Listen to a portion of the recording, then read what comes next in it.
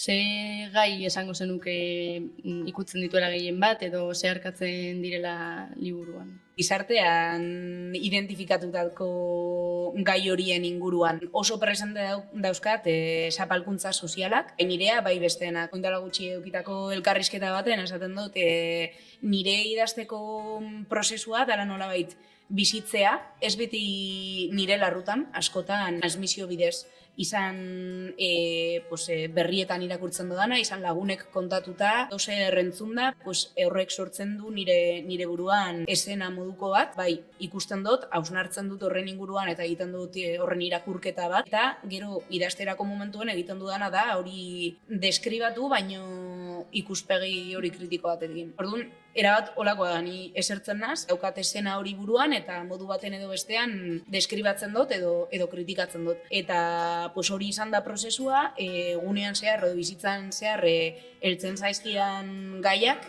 jorratzen ditut poemotan.